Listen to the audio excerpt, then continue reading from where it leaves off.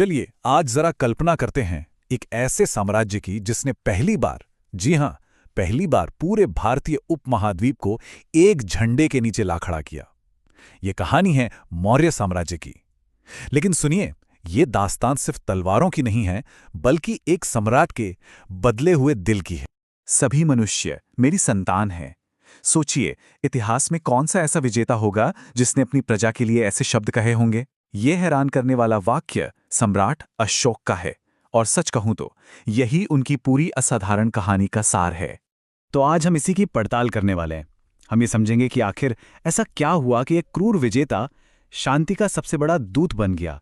कैसे सिर्फ एक युद्ध ने ना सिर्फ एक इंसान को बल्कि एक पूरे साम्राज्य के भविष्य को ही बदल कर रख दिया।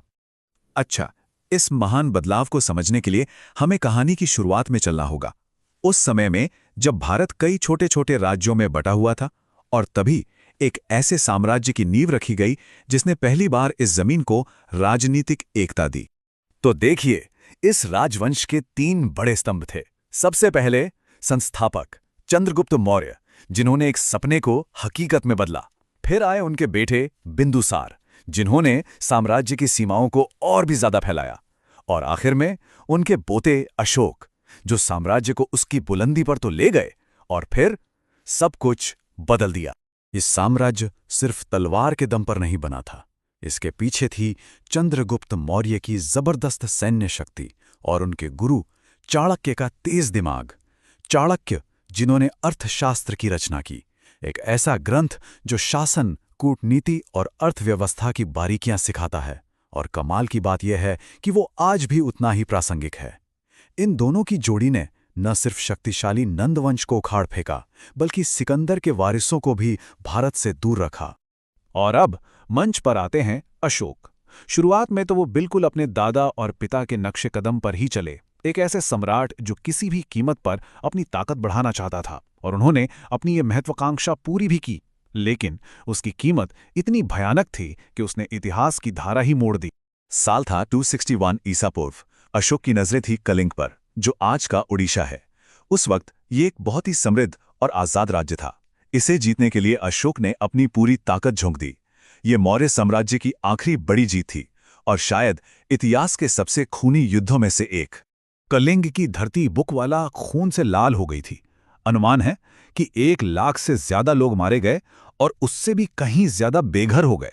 अशोक को जीत तो मिल गई, पर जब उन्होंने लाशों के ढेर और रोते बिलखते परिवारों को देखा, तो जीत का वो जश्न एक भयानक सन्नाटे में तब्दील हो गया। शायद पहली बार सम्राट को अपनी ही जीत से नफरत हो गई। यही सवाल अशोक के मन में गूंज रहा था। इस तबाही ने उन्हें अंदर तक हिलाकर रख दिया। उस दिन उस युद्ध के मैदान में खड़े होकर उस विजेता ने यह फैसला किया कि उसकी तलवार अब दोबारा कभी खून नहीं बहाएगी। कलिंग के बाद दुनिया ने एक बिल्कुल नए अशोक को देखा। उन्होंने दिग्विजय यानी शस्त्रों से विजय की नीति को हमेशा हमेशा के लिए छोड़ दिया और एक ऐसी क्रांतिकारी राह चुनी जिसने न सिर्फ उनके साम्राज्य बल्कि पूरी दुनिया के इतिहास पर असर डाला। इस नई नीति को नाम दिया गया धम्म, और यही अशोक की सबसे बड़ी क्रांति थी। देखिए, धम्म कोई नया धर्म नहीं था, बल्कि ये शासन करने का एक बिल्कुल नया तरीका था। ये करुणा, सहिष्णुता और अहिंसा पर आधारित एक नैतिक कोड था। कह सकते हैं कि ये तलवार की जगह दिलों को जीतने का एक प्रयास था। तो सवाल ये है कि ये धम्म असल में काम कैसे करता था? अशोक ने इसे अपने इतने बड़े साम्राज्य में लागू कैसे किया? चलिए समझते हैं। अब देखिए, यहाँ एक बहुत बड़ा कन्फ्यूजन होता है। लोग अक्सर अशोक के धम्म को सीधे सीधे बौद्ध धर्म ही मान लेते हैं, पर बात ऐसी है नहीं। हाँ, ये सच है कि अशोक बौद्ध धर्म से बहुत ज्यादा प्रभावित थे, लेकिन उनका धम्म वो एक राजनीतिक और सामाजिक सिद्धांत था। उसका लक्ष्य था एक शांतिपूर्ण समाज बनाना, जबकि बौद्ध धर्म का लक्ष्य क्या है? व्यक्तिगत मोक्ष यानी निर्वाण। धम्म सबके लिए था, चाहे किसी का धर्म कोई भी हो। धम्म के सिद्धांत बहुत सरल लेकिन क्रांतिकारी थे। अहिंसा यानी किसी भी जीव को चोट ना पहुंचाना, सभी धर्मों का सम्मान करना, माता पिता और गुरुओं का आदर करना, और अपने सेवकों और यहाँ तक कि कैदियों के साथ भी इंसानियत का व्यवहार करना। ये एक तरह से एक साम्राज्य को चलाने का नया घोषणा पत्र था, जो ताकत पर नहीं बल्कि नैतिकता पर आधारित। और अशोक सिर्फ सिद्धांतों पर ही नहीं रुके, उन्होंने इन्हें लागू करने के लिए एक बहुत बड़ा अभियान चलाया। उन्होंने चट्टानों और स्तंभों पर धम्म के संदेश खुदवाएं ताकि हर आम इंसान उन्हें पढ़ सके। उन्होंने धम्म महामात्र नाम के खास अधिकारी नियुक्त किए जो घूम घूम कर लोगों को नैतिकता का पाठ पढ़ाते थे। और ये संदेश सिर्फ भारत तक ही नहीं रहा, उन्होंने अपने दूतों को श्रीलंका, मध्य एशिया और पश्चिम तक भेजा, जो शायद दुनिया का पहला शांति मिशन था। अशोक के शासनकाल के बाद मौर्य साम्राज्य का धीरे धीरे पतन हो गया, लेकिन इसकी विरासत वो आज भी जिंदा है। आइए देखते हैं कि इसका अंत कैसे हुआ और इसने इतिहास पर अपनी क्या छाप छोड़ी। पर सवाल यह है कि इतना महान साम्राज्य आखिर टिका क्यों नहीं? खैर, अशोक के बाद उनके उत्तराधिकारी उतने काबिल साबित नहीं हुए, और सच तो यह है कि इतने विशाल साम्राज्य को संभालना, जिसकी नींव अब शांति पर थी, अपने आप में एक बहुत बड़ी चुनौती थी। धीरे धीरे आर्थिक दबाव बढ़ने लगा और दूर के प्रांत काबू से बाहर होने लगे। आखिरकार 185 ईसा पूर्व में आखिरी मौर्य सम्राट की हत्या कर दी गई और भारत का पहला महान साम्राज्य इतिहास का हिस्सा बन गया। तो फिर मौर्य साम्राज्य आज भी हमारे लिए क्यों मायने रखता है? क्योंकि इसने भारत को पहली बार एक राष्ट्र के रूप में जोड़ा।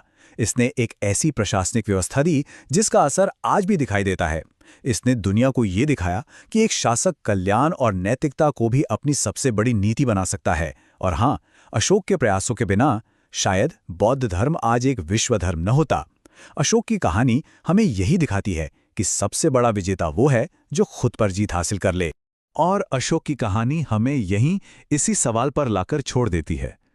सोचिए जरा, क्या कोई साम्राज्य जिसे बनाया तो गया हो तलवार के जोर पर, वो सिर्फ नैतिकता और सिद्धांतों के दम पर टिका रह सकता है? ये एक ऐसा सवाल है जो आज भी उतना ही जरूरी है जितना वो 2000 साल पहले था।